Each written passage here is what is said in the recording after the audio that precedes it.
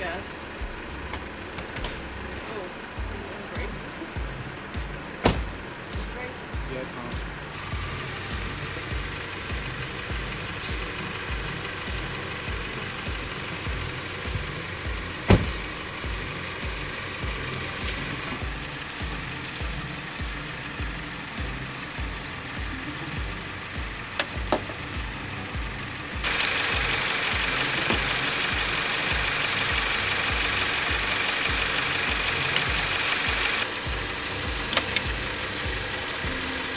Ready for the spark? Look at this, some nice person put all of our windshield wipers up.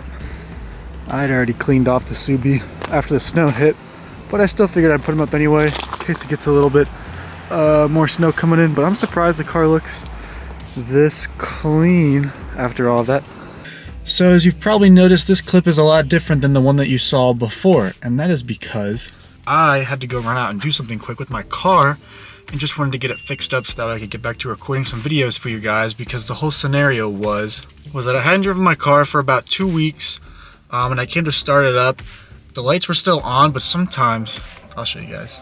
So sometimes I can tell whenever my battery's about to be dead from not driving for a while because of my odometer.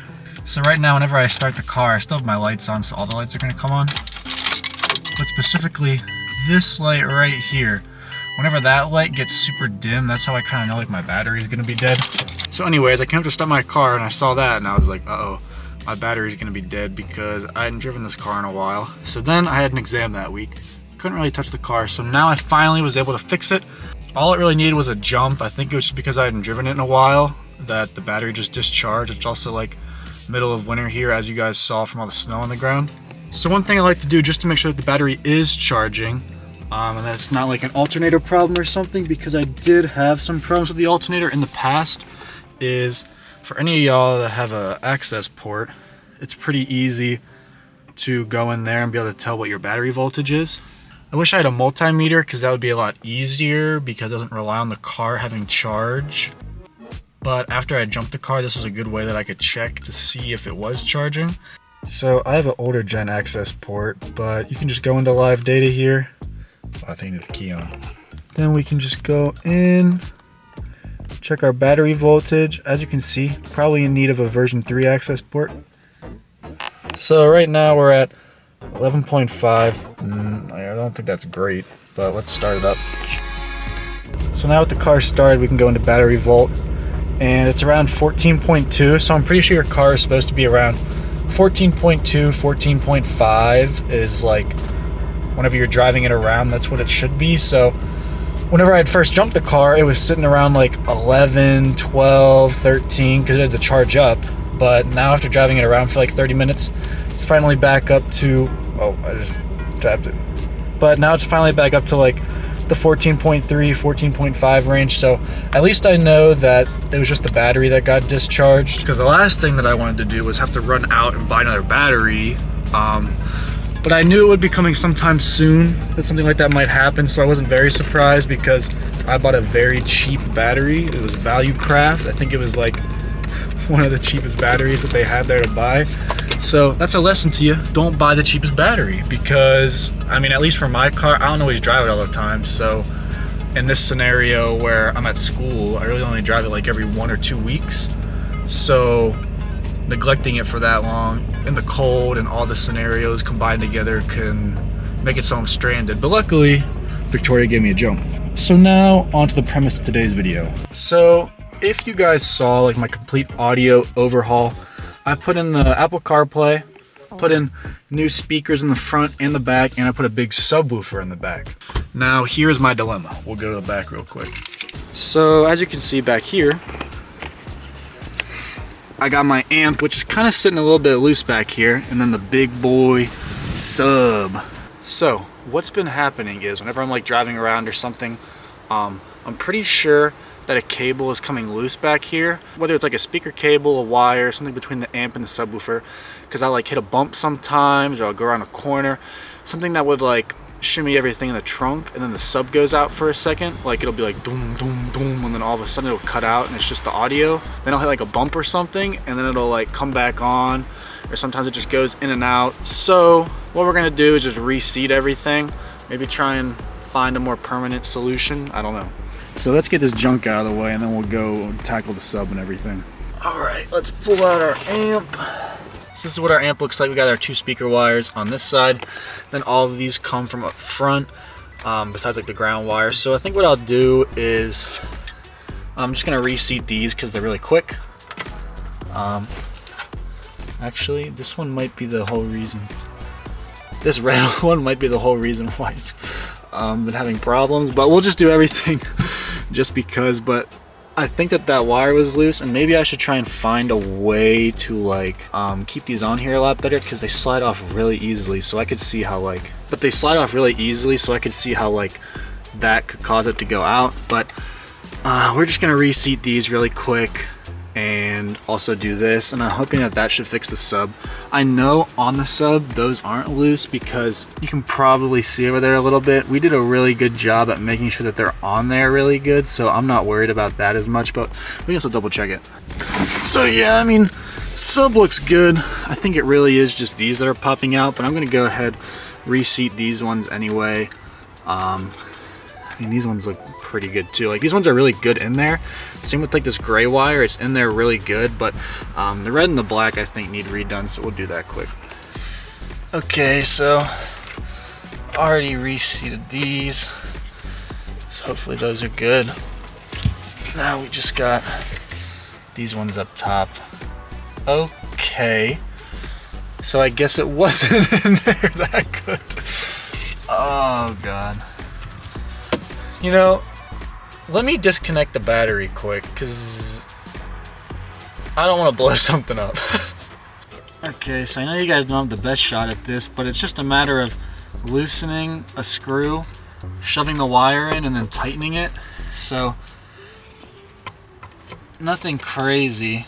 I'll show you guys the finished product, but I'm just pulling the wire out, loosening the screw, and reseating it back in there a little bit. So I mean, it's nothing glamorous compared to what they looked like before, but I mean, that's a lot better. Should hopefully hold it a lot more. And I mean, the fact that this gray wire pulled out immediately could mean it was just something with that. So I'll have to drive around with that for a little bit, see how that does. But now we're gonna move on to the Apple CarPlay unit, because I've been getting a lot of questions from you guys about that.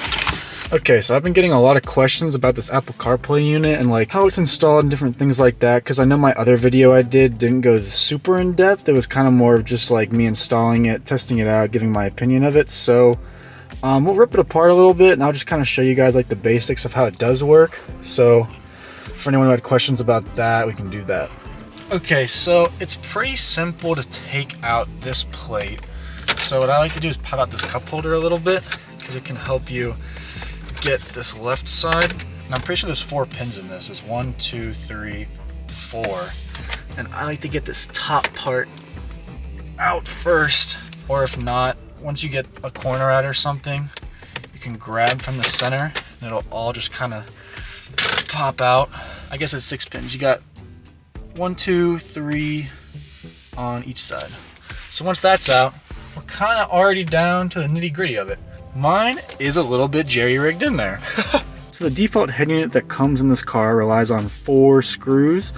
There's 1, 2, 3, 4.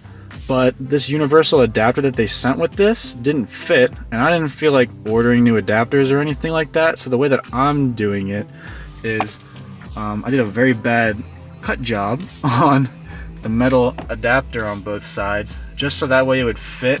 So as you can see, this kind of like juts out, so you can't just drop the adapter in there. I kind of had to like modify it a little bit, but just having those 2 screws in it hasn't, you know, knitted me any problems. I mean, it kind of just rests on this, if anything. So it's been good for me. But I'll pull out those 2 screws and we can pull it out, and I can show you the harness. So it's just a Phillips screw. Since I chopped the adapter and everything, it is like a little bit of finagling it together, so that way it lines up with the front plate that we took off first. So that's something that you'd have to play around with if you're doing this exact same thing as me. But just with those 2 screws, whole thing pulls out, and here we are. So as you saw before, we got those 2 sub cables that run to the back. I believe this is backup camera, or here's our adapter. So this, I believe, came with the head unit, and this, and then this clip back here, you can buy like Advanced Auto Parts, any kind of mechanic store like that, maybe even like Amazon or something like that for your year car. It just like adapts the one that came from the factory to one that can be spliced like this into whatever adapter comes with your head unit. It's just a way of like matching up connections that came from the factory to whatever you're putting in it now. So for example, orange here goes to orange on here, yellow there goes to yellow on here, green goes to green. It's just a way of like being able to tell the car different things about the head units, that way everything just lines up together. These I'm pretty sure are super cheap, the adapter that goes from your car to whatever your head unit's gonna be. I think it's like $10-15. Now mine already had it in it because the person who had this car before me had a single DIN and I wanted to put in this Apple CarPlay one, so I didn't have to get that adapter, and this came with mine, so all I had to do was just solder and splice the new connections together, so that wasn't bad at all.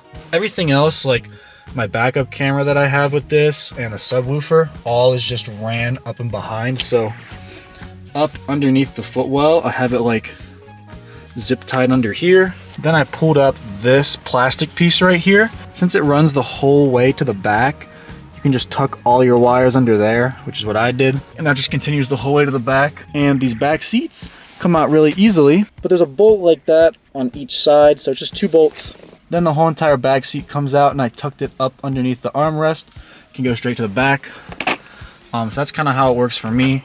So you have to get this harness, which transforms the one that comes from the car to whatever you're adapting it to. In my case, the Apple CarPlay head unit. Then any sort of wires you need, like subwoofer wires or like this microphone here, or like a backup camera, you can go down here and it comes out in your footwell down below. And you can tuck and remove the back seat. And it should be pretty easy to route stuff to the back if that is what you need. So it's really not super complicated now that I have it done, I feel like, because I kind of understand the process of it all. But if I had to do it again, you know, it is a little bit time consuming to, you know, get the whole process done at once. Like, I know it was a pain for me whenever I had to like chop this bracket to get it to fit, whenever I had to try and figure out how I was gonna route all of the wires to the back, you know, just all that stuff combined. But hopefully this kind of lays it out in like a somewhat easily understandable way for you guys. If you have any questions, as always, like, I try to stay pretty active, so if you guys leave any comments or anything, I can try and help out. But I just thought it would be good, you know, since I've been getting a lot of questions between like my shorts that I make and the video that I originally posted, to go over that a little bit, tell you guys all about it. And as you can see, it's real quick to just pop everything back in there. So I mean, today was kind of just like a quick way to fix my audio problems that I've been having, and to go over the Apple CarPlay thing because I've been getting a lot of questions about it. Like I said in my videos that I posted before, whenever I was doing the individual like speaker, Apple CarPlay, subwoofer videos, I really think that this car benefited from a sound upgrade. I think subwoofer in general is a good upgrade, just because like if you're a audiophile or somebody who's just like not even particular about your music, but like you just enjoy music, it really wasn't that expensive, if I remember. I'll have to link my other videos into here, but I think everything combined was $400. Apple CarPlay, new speakers, and subwoofer all together were like $400 or $500 maybe. So really not that bad, I think, to redo all of the audio in this car. I still think that I'm happy that I did it. Apple CarPlay in general is just very nice, and it also supports Android Auto. I don't think I said that whenever I was pulling it out, or even in my other video that I posted. It is Android Auto and Apple CarPlay, so either or that you use. Whenever I was using my Google Pixel at the time, everything worked fine on that. Everything works fine on my iPhone that I have now. And I feel like this head unit was more on the cheaper side, which is why I was nervous about how it was going to perform, because I've seen videos of cheaper CarPlay units where whenever you like swipe or tap buttons or try and do different things, it's like really laggy, but this one works very well. I can turn it on quick. But I've been very happy with this one. Cool setting in here you can do is change what logo pops up whenever you start the car. So mine's a Subaru, But I think everything's been worth it. Of course, I feel like a subwoofer, at least in my case, is like a necessity because I like to have some bass to my music, but speakers have been great. The old ones that I had were kind of like rusted out whenever I pulled them out, so these ones I'm liking a lot more. They're Kenwood, and Apple Carplay, of course, has been very nice. So don't judge my apps, but as you can see, swipes, it's really not that laggy. I guess I can go into now playing, pulls up Spotify, whatever playlists, you know, everything's pretty quick with it, which is nice. So that's all that I really got for today. Just really wanted to do like a fix of the different problems that I was having audio wise, and also go over the Apple CarPlay unit because I know that I've been getting questions about it. And hopefully this answers a lot of the questions that you guys did have. Like I said, if you have any other questions or things like that, you can leave it in the comments. I try to be pretty active in my replying to everybody.